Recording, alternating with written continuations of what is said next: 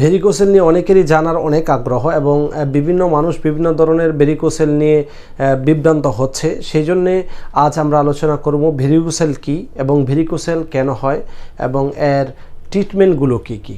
সম্মানিত দর্শক, ভেরিকোসেল হচ্ছে পুরুষের একটি প্রবলেম যেটি পুরুষের অন্ডকোষের মধ্যে হয়ে থাকে, অর্থাৎ পুরুষের যে অন্ডকোষ রয়েছে সেই অন্ডকোষের যে শিরাগুলো থাকে সেই শিরাগুলো যখন ফুলে যায়, যখন অন্ডকোষের একটা পাশ ফুলে যায় তখন সেটাকে বলা হয় ভেরিকোসেল। সম্মানিত দর্শক, আপনার অন্ডকোষে ভেরিকোসেল হয়েছে কিনা সেটি আপনি নিজেও পরীক্ষা নিরীক্ষার মাধ্যমে নিজেই সেটি আইডেন্টিফাই করতে পারবেন। সম্মানিত দর্শক, যখন কোনো পুরুষের ভেরিকোসেল হবে তখন তার অন্ডকোষের যে শিরাগুলো সেটা এক পাশ ফুলে যেতে পারে এবং অন্ডকোষের মধ্যে এমন কিছু অনুভব হবে যেমন তার অন্ডকোষটা একটু ভারবোধ হতে পারে এবং মাঝে মধ্যে অন্ডকোষটা ব্যথা হতে পারে।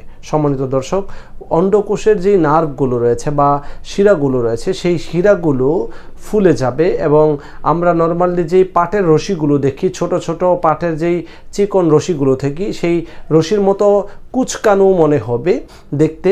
এটা কোনো ব্যক্তি যদি চায়, সেই ব্যক্তি দাঁড়িয়ে থেকে তার অন্ডকোষে যদি সে ভালো করে লক্ষ্য করে তাহলে সে নিজেই পরীক্ষা নিরীক্ষা বা নিজেই সে ভেরিকোসেল হয়েছে কিনা সেটা বুঝতে পারবে।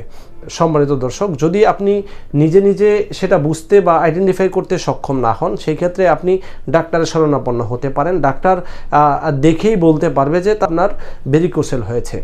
তারপরেও যদি শনাক্ত করা সম্ভব না হয় সেই ক্ষেত্রে ভেরিকোসেলের জন্য আমরা আলট্রা করতে পারি। সম্মানিত দর্শক, যদি আপনার ভেরিকোসেলের প্রবলেম থাকে তাহলে ঘাবড়িয়ে যাওয়ার কোনো প্রয়োজন নেই। ভেরিকোসেল শতকরা 100 থেকে 15 থেকে 10% রোগীর হতে পারে, এটা স্বাভাবিক।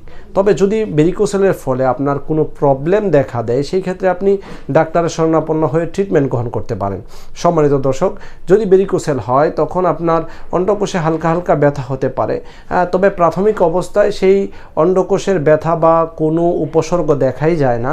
তবে যদি বড় আকার হয় বা বড় আকার ধারণ করে তখন সেই ক্ষেত্রে কিছু কিছু লক্ষণ তার প্রকাশ পায়। তবে এটা নিয়ে দুশ্চিন্তা বা হতাশা বা বিভিন্ন ধরনের টেনশানের কোনো প্রয়োজন নেই। সম্মানিত দর্শক, যদি সেটা সাধারণ ক্যাটাগরিতে থাকে বা সাধারণ বা অল্প থাকে সেক্ষেত্রে এটা আপনার বডির কোনো ক্ষতি করবে না। যদি সেটা অস্বাভাবিক বা হারে বেড়ে যায় এবং আপনার কোনো প্রবলেমের কারণ হয়ে দাঁড়ায় সেই ক্ষেত্রে আপনি এটার জন্য চিকিৎসা করতে পারেন।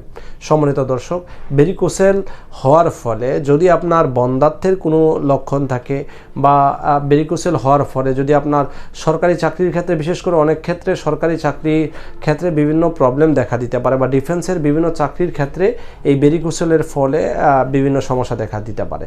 সেই ক্ষেত্রে যদি আপনার কোনো প্রবলেম আপনি ফিল না করেন সেই ক্ষেত্রে এটার জন্য চিকিৎসা করাটা অনেক বেশি জরুরি না। তারপরেও যদি কেউ চিকিৎসা করতে চান সেই ক্ষেত্রে হোমিওপ্যাথিতে এটার ভালো ওষুধ রয়েছে। সম্মানিত দর্শক, আপনি যদি একজন ভেরিকোসেলের রোগী হয়ে থাকেন সেই ক্ষেত্রে আপনি কিছু হোমিওপ্যাথিক ঔষধ সেবনের মাধ্যমে আপনি সেই ভেরিকোসেলের প্রবলেম থেকে পরিত্রাণ পেতে পারেন। ভেরিকোসেলের জন্যে জার্মানি হোমিওপ্যাথিক মেডিসিনগুলোর মধ্যে একটি গুরুত্বপূর্ণ কম্বিনেশন মেডিসিন রয়েছে যেটি হচ্ছে রেকোয়েজের কোম্পানির R42।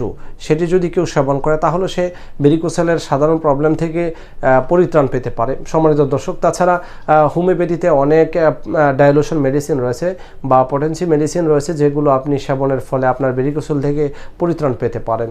যেমন আর্নিকা রয়েছে, ক্যালকেরিয়া কার্ব রয়েছে, পালসিটিলা রয়েছে, তাছাড়া আরও অনেক ক্যালকেরিয়া ফ্লোর রয়েছে।